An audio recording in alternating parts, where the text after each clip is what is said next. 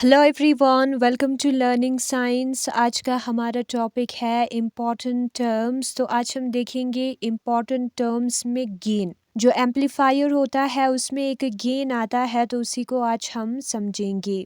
तो लिखते हैं गेन को। सबसे पहले हमें इनपुट वाला साइड बनाना है और उस पे जो है सिग्नल अप्लाई करना है। ठीक है, स्टेज फर्स्ट है हमारा।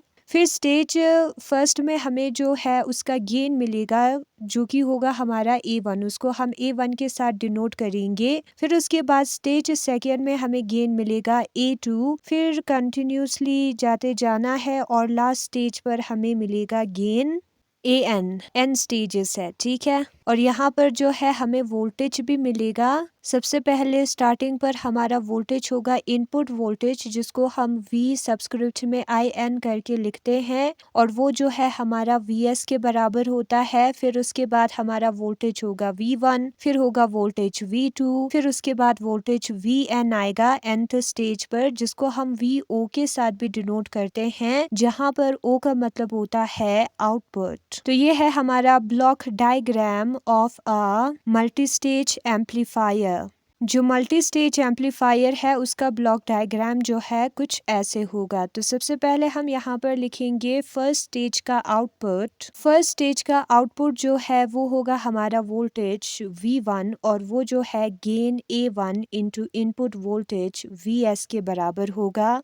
और जो सेकेंड स्टेज है उसका आउटपुट होता है हमारा V2, और वो हमारा बराबर होगा gain A2 into input voltage V1 के। और जो nth स्टेज का वोल्टेज है वो होगा हमारा V0 और आउटपुट वोल्टेज। ठीक है, और वो हमारा बराबर होगा उसका गेन इंटू VN-1 के। तो जो ओवरऑल गेन है हमारे एम्पलीफायर का वो हमारा बराबर होगा V0 अपॉन VS के, जो आउटपुट वोल्टेज है divided by input voltage VS के रेशियो को हम ओवरऑल गेन कहते हैं एम्पलीफायर का। और वो हमारा जो है न्यूमेरिकली इक्वल होता है जो अलग अलग स्टेजेस पर गेन है उसके मल्टीप्लिकेशन के। A1 जो है वो V1 अपॉन VS के बराबर होगा, A2 जो है वो V2 अपॉन V1 के बराबर होगा, और AN जो है वो V0 अपॉन VN-1 के बराबर होगा। और यहाँ पर ये सारे टर्म्स कैंसिल हो जाएंगे, बचेगा यहाँ पर सिर्फ V0 अपॉन VS। तो हमें इससे समझ में आया जो V0 अपॉन VS है वो A1 इंटू A2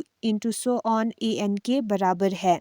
नाउ हम बुक में देखते हैं। बुक में लिखा है during the study of multi stage amplifiers. जब हम मल्टी स्टेज एम्पलीफायर्स के बारे में स्टडी करते हैं, we come across following terms frequently. तो यहाँ पर कुछ टर्म्स आता है जिसको हम अक्सर यूज करते हैं। तो उसमें से एक टर्म है हमारा गेन, जो रेशियो होता है output voltage to input voltage का एम्पलीफायर के, उसे हम गेन कहते हैं। हम सपोज करते हैं कि हमारे पास एक मल्टी स्टेज एम्पलीफायर है जिसके अंदर n स्टेजेस है। ठीक है, और हम सपोज करते हैं कि जो VS है वो सिग्नल वोल्टेज है जो कि हमने फर्स्ट स्टेज के इनपुट पर अप्लाई किया, और V0 जो है वो फाइनल आउटपुट है जो कि हमें आउटपुट टर्मिनल पर देखने को मिलेगा लास्ट स्टेज के। और हम यहाँ पर मानते हैं A1 A2 AN जो है वो इंडिविजुअल वोल्टेज गेन्स है मल्टी स्टेज एम्पलीफायर्स का। तो वो चीज यहाँ पर लिखा है, ये सारी चीजें हमें मानना है।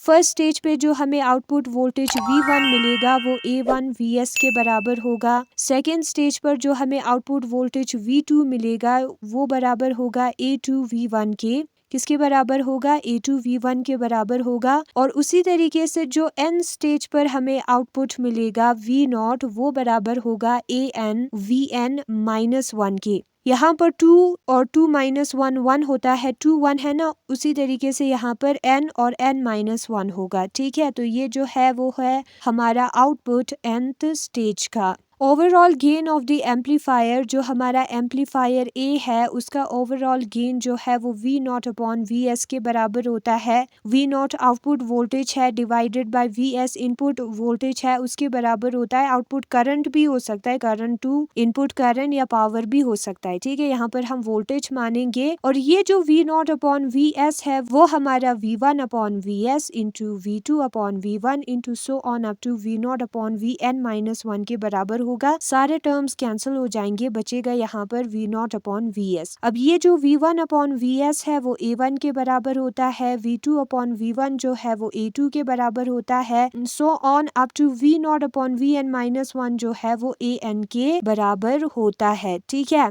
तो यहाँ पर जो हमारा ओवरऑल गेन है वो इंडिविजुअल गेन के मल्टीप्लिकेशन के बराबर है। हम क्लियरली देख सकते हैं जो ओवरऑल गेन है वो इक्वल होगा product of the gains of the individual stages. Gains of the individual stages, जो एक एक स्टेजेस है उसमें जो गेन मिलता है उसके प्रोडक्ट के बराबर है हमारा ओवरऑल गेन। एंड अगर हम प्रैक्टिस में देखें, लोडिंग इफेक्ट की वजह से ये जो प्रोडक्ट वाला टर्म है वो ज्यादा होगा ए से। ठीक है, लोडिंग इफेक्ट होगा हर स्टेज पर, उसकी वजह से जो वैल्यू है A1 A2 AN का प्रोडक्ट वो जो है ज्यादा होगा ए से। जो हम इंस्ट्रूमेंट को यूज करते हैं मेजर करने के लिए, वही इंस्ट्रूमेंट असर करेगा उसके प्रॉपर्टीज पर, उसके वोल्टेज पे असर करेगा, वो कम दिखाएगा या ज्यादा दिखाएगा करंट रेजिस्टेंस सर्किट में, तो उसको हम कहते हैं लोडिंग इफेक्ट। क्या होता है लोडिंग इफेक्ट में, जो इंस्ट्रूमेंट है उसकी वजह से वोल्टेज पर, करंट पर, रेजिस्टेंस पर असर पड़ता है। ठीक है, यहाँ पर भी लोडिंग इफेक्ट के वजह से A1 A2 AN जो है वो ज्यादा होगा टोटल A वाले वैल्यू से। तो यही है आज का हमारा छोटा सा टॉपिक जिसमें हमने गेन के बारे में पढ़ा, और भी दूसरे इम्पोर्टेंट टर्म्स है जिसको हम नेक्स्ट वाले वीडियो में करेंगे। Thanks for watching.